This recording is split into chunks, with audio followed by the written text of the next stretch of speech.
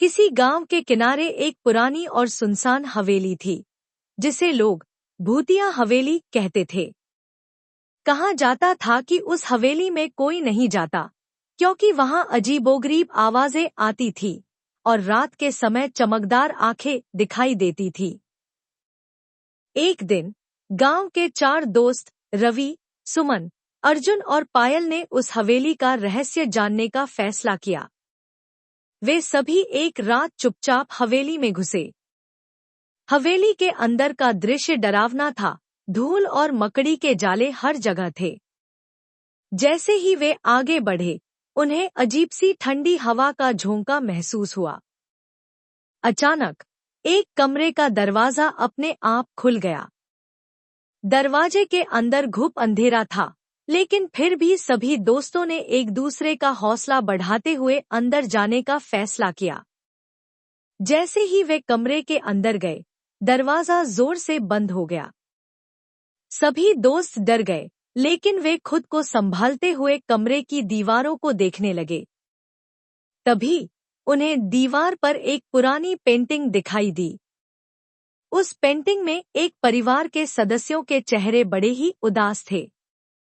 पायल ने महसूस किया कि पेंटिंग में कुछ अजीब था। उसने गौर किया कि पेंटिंग में बनी आंखें हिल रही थी। अचानक पेंटिंग से एक धुंधली छवि बाहर निकली और वह एक महिला की आत्मा थी।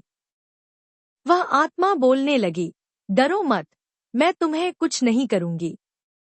मैं यहाँ कैद हूँ और आजादी चाहती हूँ। मुझे इस हवेली में मेरे ही परिवार ने धोखे से मार दिया था। अगर तुम लोग मेरी मदद करोगे तो मैं तुम्हें यहाँ से सुरक्षित बाहर निकाल दूंगी। रवि ने हिम्मत जुटाते हुए पूछा, हमें क्या करना होगा? आत्मा ने बताया कि हवेली के तहखाने में एक पुराना बक्सा है, जिसमें एक ताबीज रखा है। उस ताबीज को निकालकर हवेली के बाहर ले जाओ, इससे मेरा श्राप हट जाएगा। सभी दोस्त उस आत्मा की बात मानकर तहखाने में गए।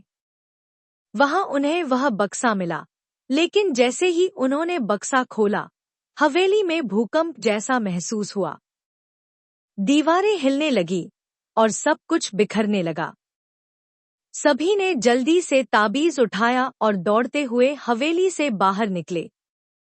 जैसे ही वे हवेली से बाहर निकले, हवेली ध्वस्त हो गई और ताबीज की चमक से आत्मा को मुक्ति मिल गई। आत्मा ने मुस्कुराते हुए सभी दोस्तों को धन्यवाद दिया और गायब हो गई।